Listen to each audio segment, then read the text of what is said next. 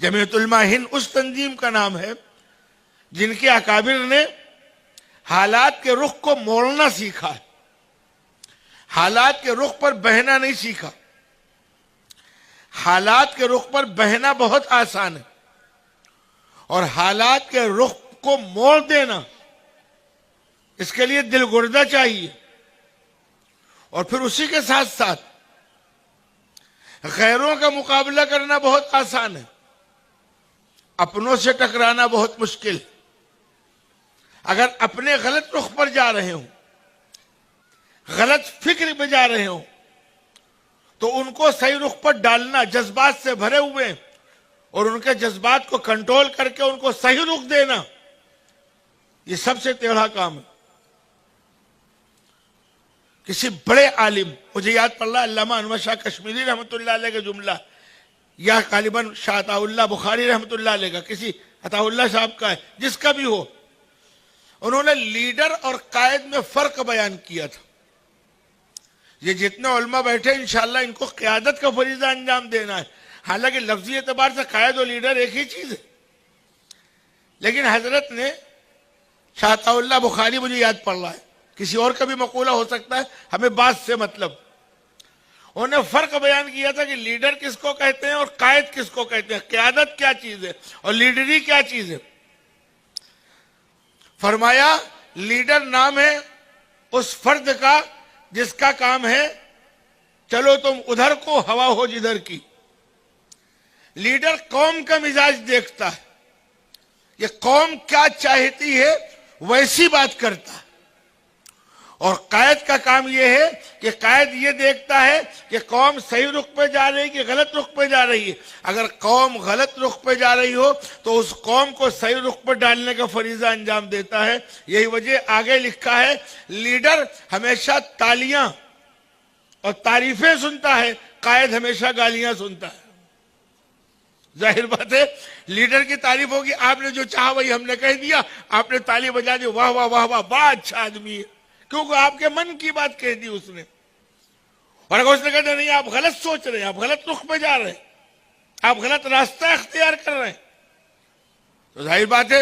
ہر آدمی کو نہیں پسند آئے گا۔ صاحب یہ آدمی سمجھ میں نہیں آیا، یہ ہم کو سمجھانے آیا ہے۔ جمعیت علماء قیادت کا فریضہ انجام دیتی ہے الحمدللہ، وہ صحیح رخ پر، اس کو کوئی پرواہ نہیں ہے قوم ناراض ہو رہی ہے یا قوم خوش ہو رہی ہے۔ جس چیز کو حق سمجھا، ہمارے اکابر نے 200 سال کی لڑائی لڑ کر جب ملک بالکل آزادی کے قریب آیا، میں پیچھے لے جا رہا ہوں، تو تقسیم کا سوچا چھوڑ گیا کہ اب ہمیں الگ ملک چاہیے۔ کتنا جذباتی نعرہ تھا، ایسا جذباتی نعرہ کہ ہمارے جمعیت علماء کو یہ شرف حاصل ہے، ہمارے اکابر نے ڈنکے کی چوٹ پر کہا نہ،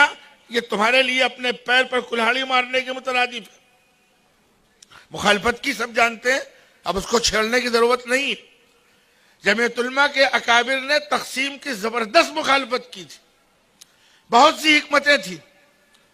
انہوں نے مشترک پروگرام، ساتھ رہنے کا ایک فیصلہ کن فارمولہ دیا تھا، یہ نہیں کہ قوم کو یوں ہی چھوڑ دیا ہو۔ مدنی فارمولہ سے مشہور ہے، جمعیت کے سارے ذمہ داروں کو کم سے کم اس تاریخ کو پڑھنا چاہیے کہ کیا نظام دیا تھا ملک چلانے کے لیے، کتنا شاندار نظام تھا۔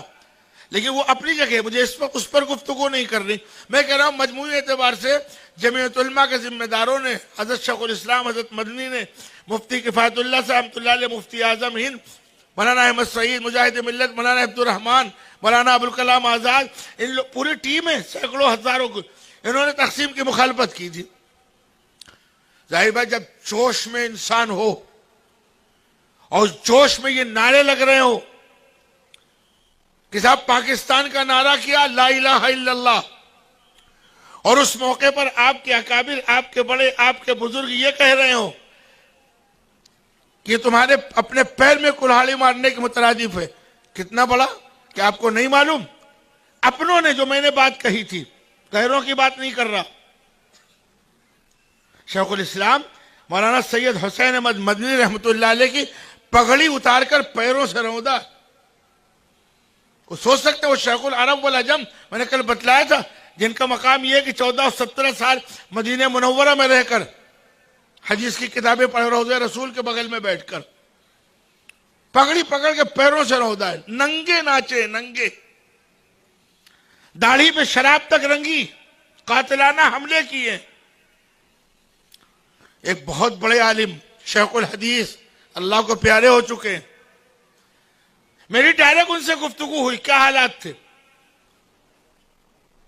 وہ کہنے لگے کہ ہم کو صرف دارالعلوم دیوبند نہ بھیج کر کے مظاہر اس بنیاد پر بھیجا گیا تھا کہ دیوبند میں حسین احمد جیسا آدمی ہے، بگڑ جاؤ گے۔ میں علاقے کا نام نہیں لینا چاہتا کہ حضرت مدنی رحمۃ اللہ علیہ ہمارے علاقے میں آتے تھے تو مدرسے میں رہ کر ہم لوگوں کو اپنے مدرسے کی چھت پر کھڑے ہو کر حضرت مدنی کے بیان کی سننے کی اجازت نہیں تھی۔ ہم لوگ شیخ الاسلام نہیں، شیخ الاسنام کہتے تھے۔